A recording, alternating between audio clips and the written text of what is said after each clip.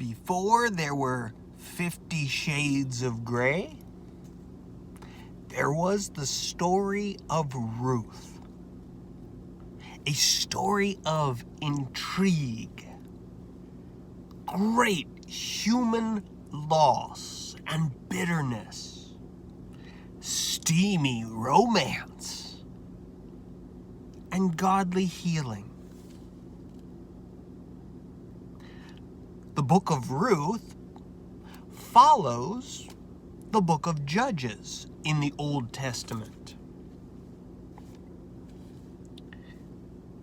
Whereas we are told that during the time of the Judges, chaos spread throughout the land, and the people did whatever they wanted. Ruth serves to refine and uphold the law. The story stands in stark contrast to the book of Judges, which details the faithlessness of Israel. Ruth exemplifies a heroine who is faithful.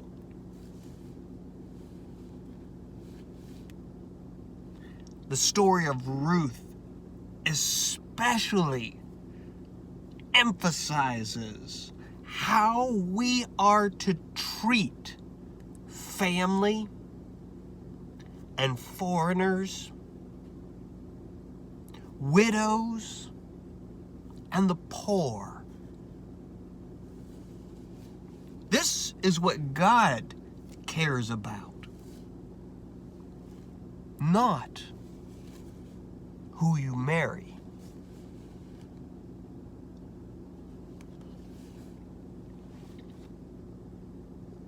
Throughout the story, when life tends to fall apart and our emotions become bitter and our spirits fail, Ruth shows us we can still turn and trust in God. There is deliverance and redemption from the bitterness in our souls.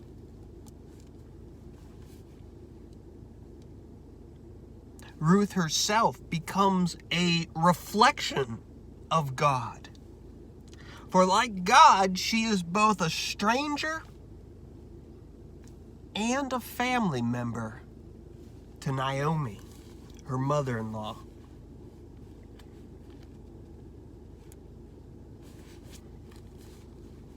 The story of Ruth shares the same quality of message as Isaiah chapter 56 verses 3 through 8 and Malachi chapter 2 verses 13 through 16, where foreigners, strangers, are included in God's plan to redeem all of humanity. Let's begin looking at the story with Ruth chapter 1.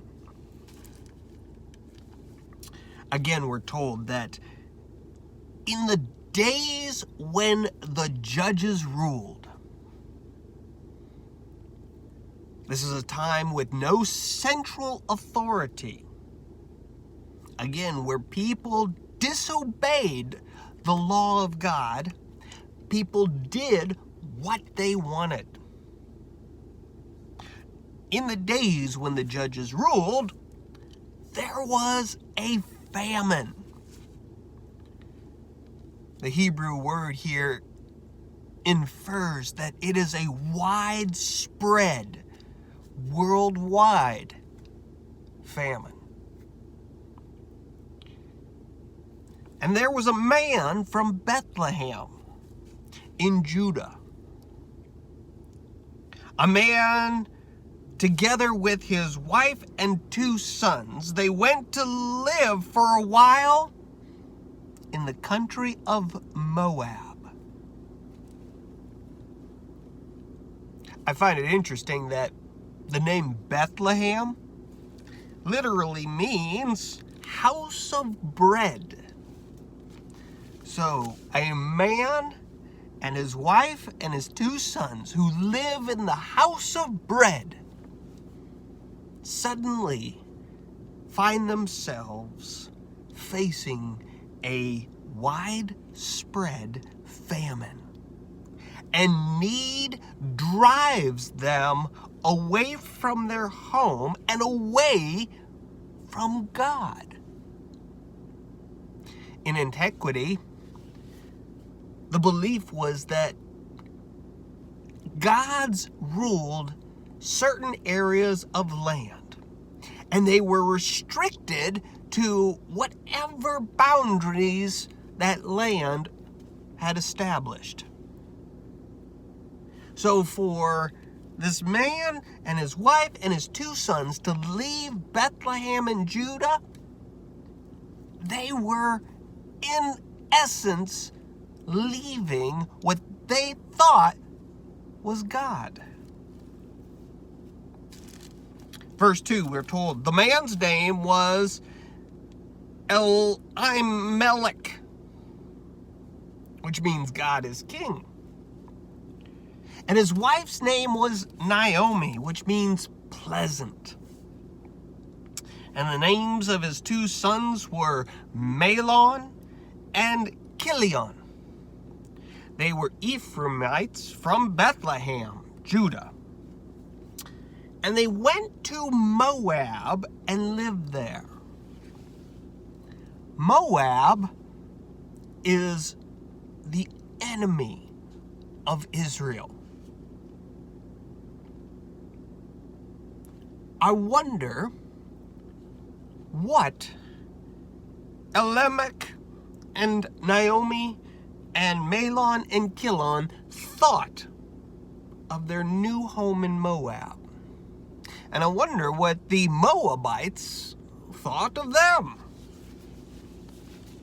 We're not told, but we read in verse 3, now Elimelech, Naomi's husband, died, and she was left with her 2 sons. So Naomi, stripped from her home, stripped away from her God, loses her husband. Imagine the grief,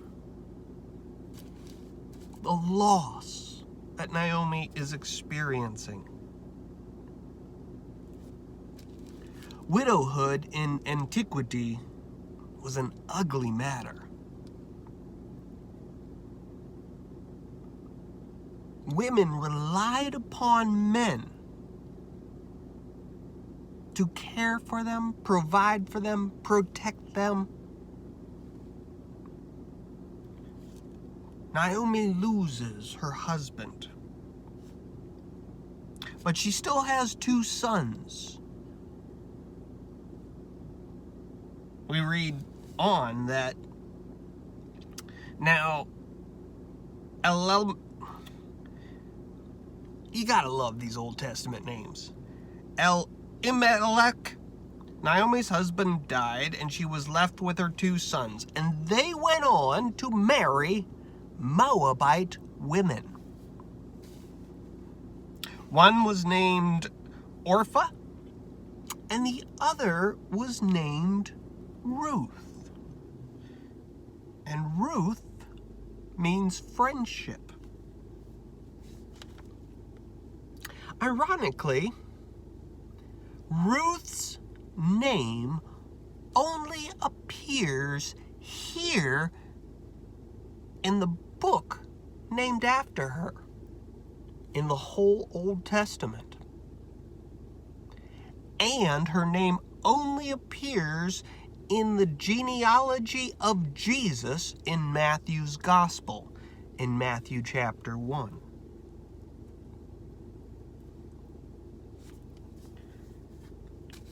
We read on in verse 4 that after Naomi and her 2 sons and their wives, Orpah and Ruth, had lived in Moab for 10 years, both Mahlon and Chilion also died. Naomi's life had been full of family love, even in the midst of this great famine. But now she feels completely empty and bitter.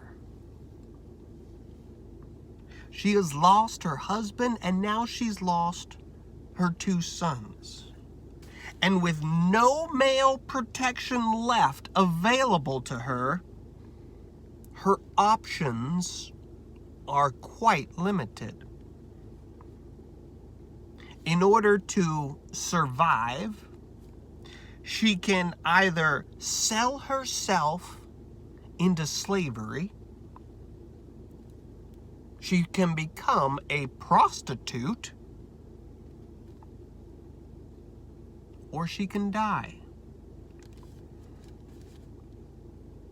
What she needs is some male figure that can intervene on her behalf.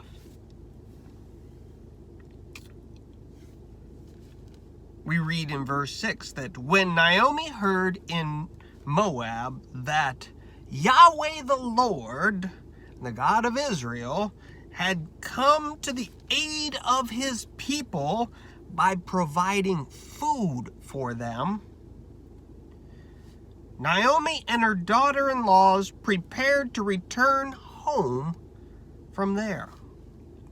And so Naomi thinks in her mind, her options are limited. She needs a male kinsman to help her.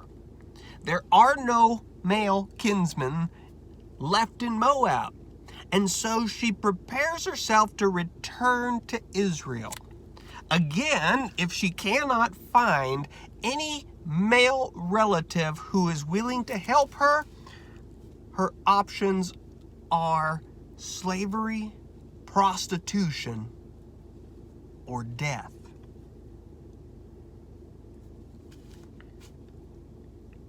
Verse 7, with her 2 daughters-in-law, Naomi left the place where she had been living in Moab and set out on the road that would take them back to the land of Judah.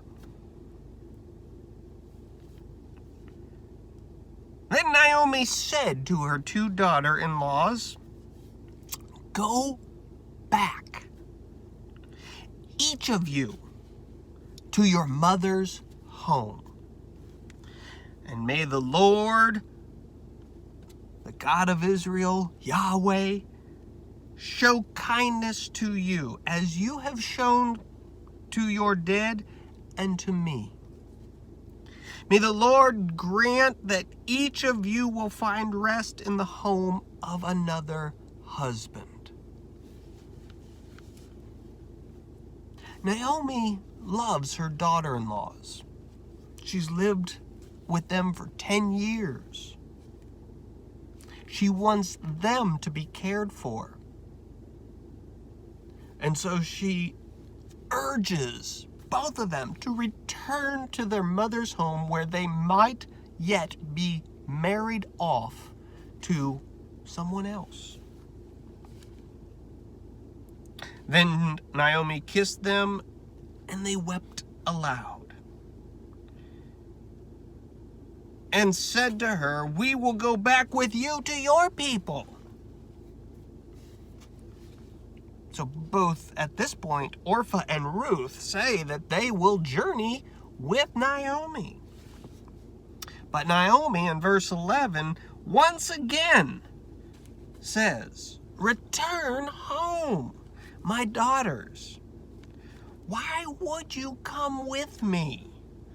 Am I going to have any more sons who could become your husbands? Naomi is referring to an Old Testament law found in Deuteronomy chapter 25, verses 5 through 6, where the law established that if there were no male sons born to a man and his wife, and the man dies, then the man's brothers would take the woman to be their wives so that they could raise up offspring, and the man's inheritance would not be lost, but continued to be passed down through the family.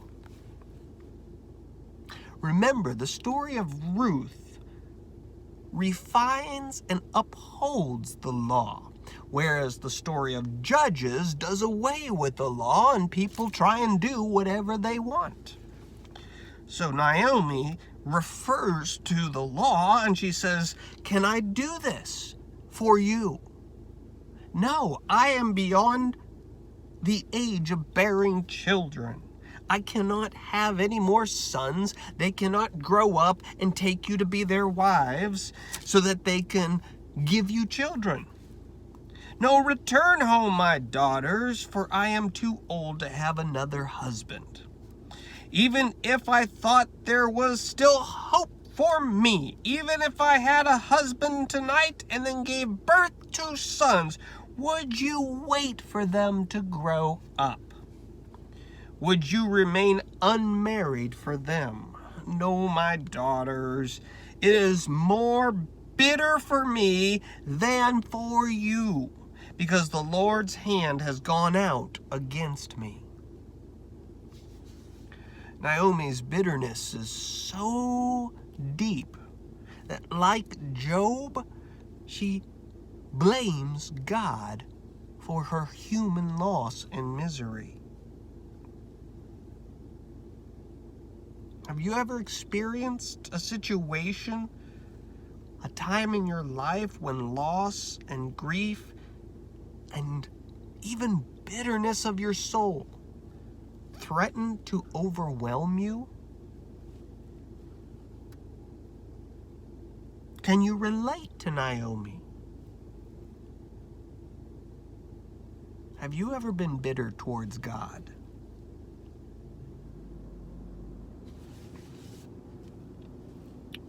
Verse 14 says, "At this they all wept again. And then Orpah kissed her mother-in-law goodbye. But Ruth clung to her." The Hebrew word for cling means to follow hard after. So no matter how much Naomi urged Ruth to return home, Ruth determined to follow her. So you can imagine on the road back to Bethlehem in Judea, Naomi urging her daughter-in-law to stop, to go back, to return to Moab. She, Naomi, moves on. And instead of listening, Ruth, like a faithful dog, follows after her. She will not stop clinging to her mother-in-law. Verse 15, Naomi says, "Look, your sister-in-law is going back to her people and her gods." The god of Moab was Chemosh. I always found that funny. I don't know why. Maybe it's because it sounds like commode. Chemosh, the commode god. Naomi says, go back with her. over and over again, Naomi tries to get Ruth to return to her home, her people, and the God Kamosh that she knows.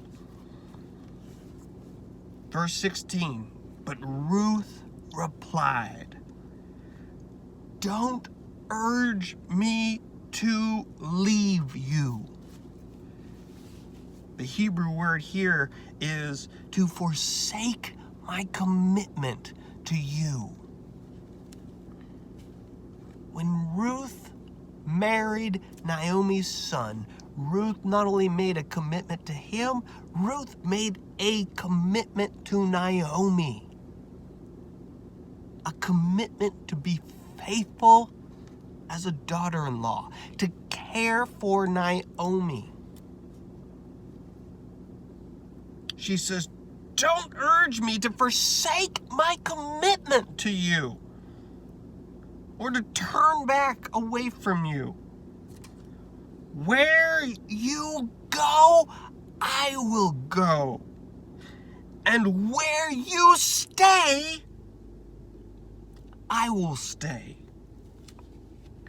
Your people will be my people, and your God will be my God." The word for God that Ruth uses is the Hebrew word Elohim. This is actually the plural for gods, more than one God, with a reference that there is one supreme God who rules over all the other gods. Ruth does not know the God of Israel. She does not know the Lord. She does not know Yahweh. She knows Kamosh, the commode God. But she says, "I am so committed to you. I am willing to go and make your people my people, your land my land, your gods my gods. Whatever they may be, whoever they may be, I am that committed to you. Where you die, I will die." Now, that's a profound statement for Ruth to make. Again, widowhood was nasty in antiquity. And like Naomi, Ruth is a widow. Without any male protection, Ruth is left with the choice of either selling herself to slavery, becoming a prostitute, or dying. So she says to Naomi, "Look, Naomi, look, mother-in-law, if your choice is to return home and die, I will do likewise. I will die by your side. And I will be buried there, and may the Lord deal with me." Again, the Hebrew here means, may the Lord work within me. Here, Ruth actually uses the name Yahweh. So now she's referring to the God that Naomi has talked about in the land of Moab for 10 years. Your God, Yahweh, may he work within me. Be it even so severely, even if Yahweh treats me severely, because I am not an Israelite, I am a Moabite, I am a foreigner, even if your God will treat me severely, even if anything but death separates you from me. So she says, "Look, may your God work within me, even if he's going to be sincere, for nothing but death will separate us." Well, what do you say to that?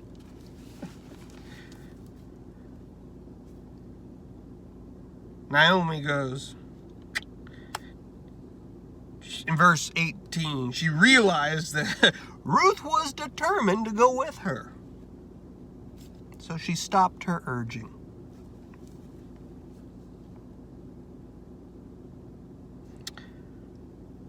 The two women went on until they came to Bethlehem. And when they had arrived in Bethlehem, the whole town, we're told, was stirred up because of them. The women of the town, you know how women are, they can't keep their mouths shut. They gotta talk, talk, talk, talk, talk, especially when there's a new piece of juicy gossip. The women of the town exclaimed, "Can this be Naomi? A woman who had left over 10 years ago? Can this really be her?" And Naomi responds, verse 20, "Don't call me Naomi." Remember, Naomi's name means pleasant. Well, Naomi doesn't feel very pleasant, even though she's returned home. She says, "Don't call me Naomi.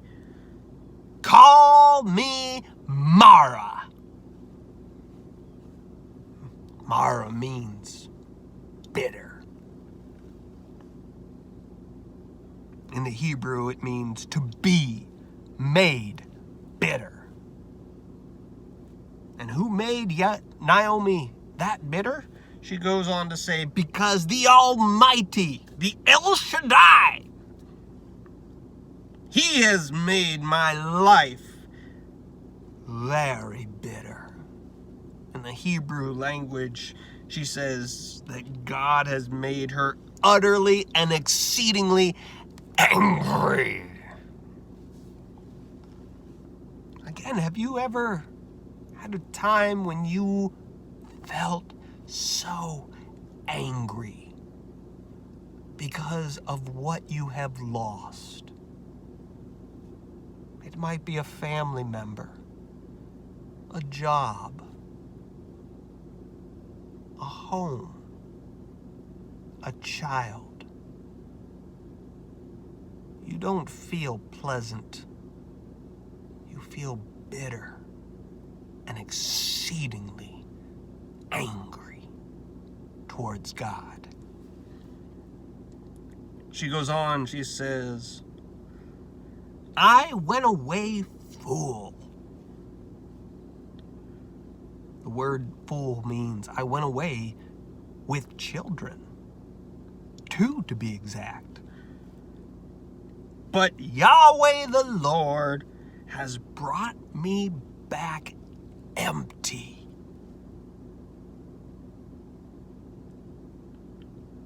He's brought me home in vain. So why call me pleasant? Why call me Naomi? For the Lord Yahweh has afflicted me. And the word means God paid attention to me. God shouted at me. And the El Shaddai, the Almighty, brought misfortune upon me. In the Hebrew, it reads, the El Shaddai, the supreme God, did evil to harm and hurt me.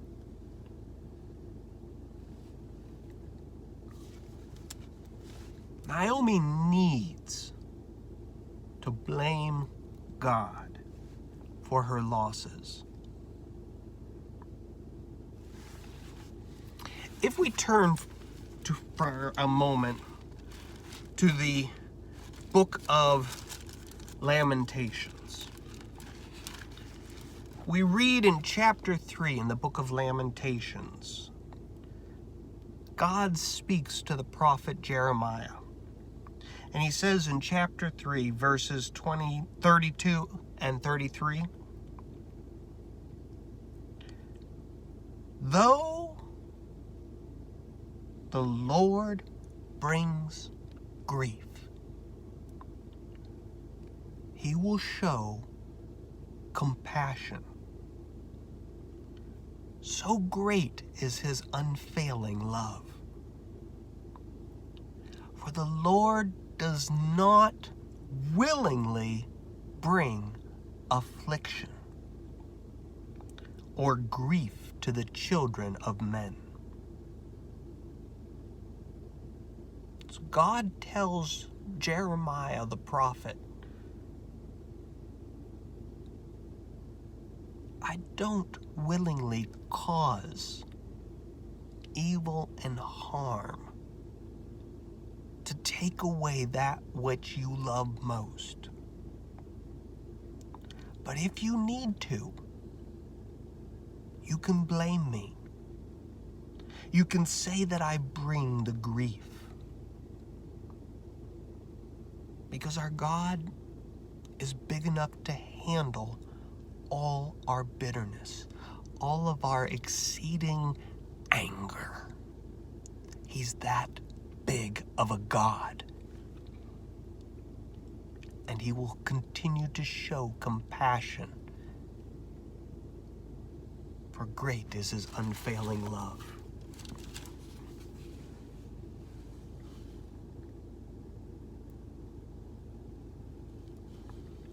We continue in the story.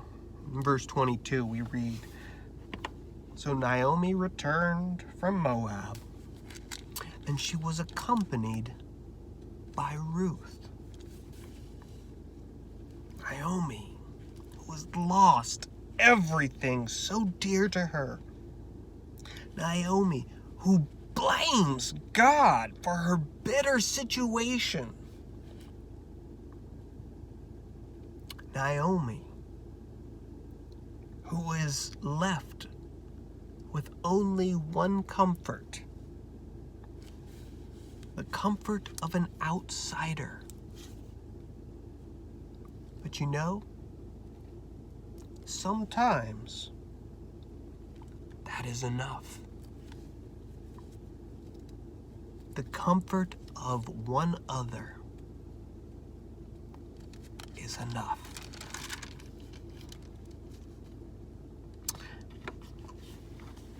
Naomi and her daughter-in-law, we're told at the very end of chapter 1, they arrive in Bethlehem at the time of the barley harvest. This is an agricultural time of celebration in Israel. It was a time of rejoicing and a time for security.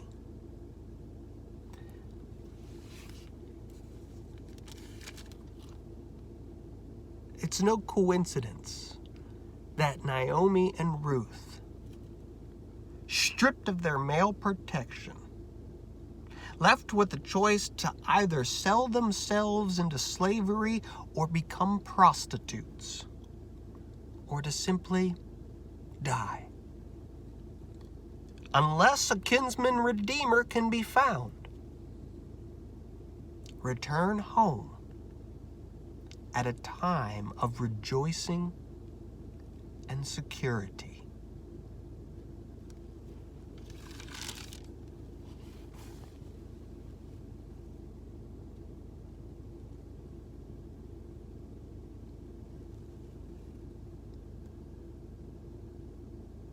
Next time, in chapter 2, we will be introduced to Boaz,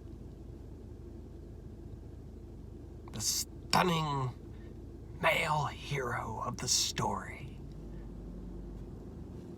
and how he and Ruth begin a steamy, sexy relationship with each other. Amen.